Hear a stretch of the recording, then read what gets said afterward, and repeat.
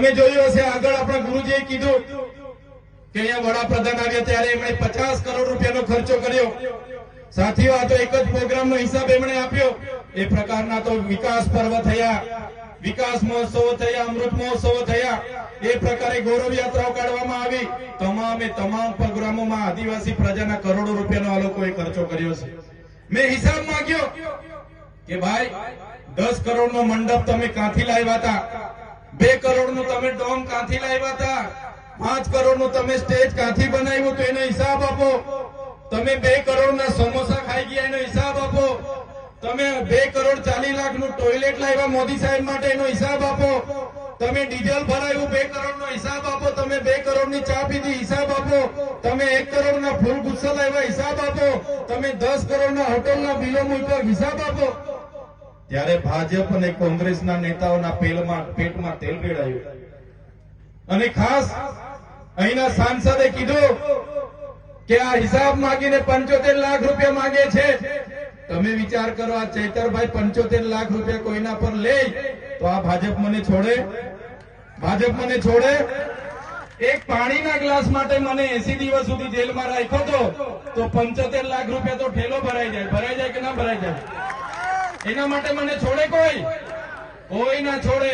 પણ આ મોદીજીના કાર્યક્રમમાં કરોડો રૂપિયાનો હિસાબ આપવો પડે, એના માટે એમની ભાજપના નેતાઓએ એમના કોન્ટ્રાક્ટરો સાથે કરેલો કૌભાંડ બહાર આવે, એના માટે આ લોકો બોખલાઈ ગયા છે।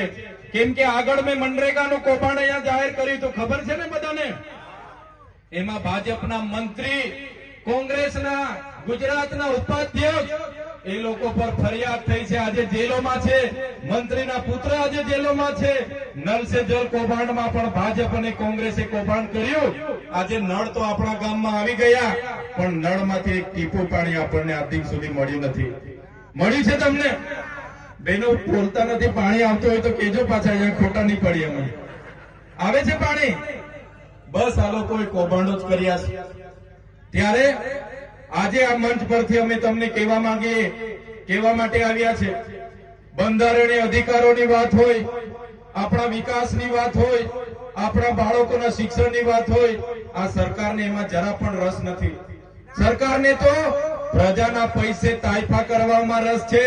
આજે લોકો દિવાળીઓ કરી ફરે છે ને, એ દિવાળીઓ એમના કમલમના પૈસેથી નહીં, એમના સાંસદના પૈસેથી નહીં, એ બધી દિવાળીઓ તમારા જેવા લોકોના ટેક્સના પૈસેથી આ લોકો કરે છે।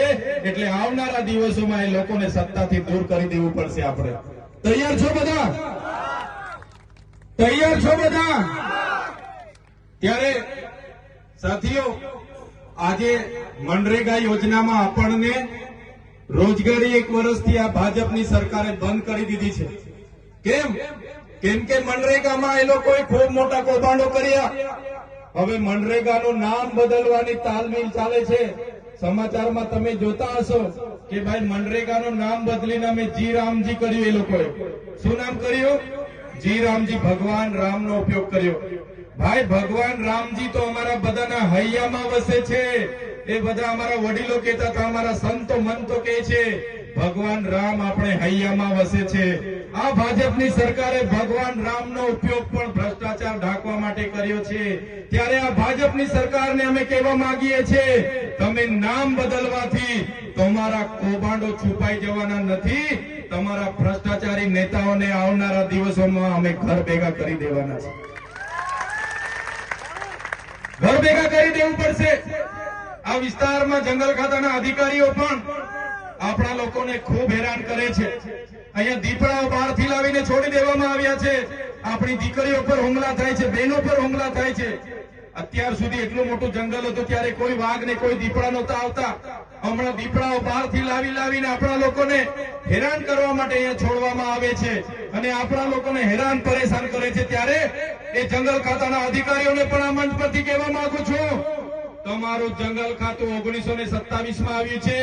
અમારો આદિવાસી અમારા જંગલો વચ્ચે હજારો વર્ષથી રહે છે।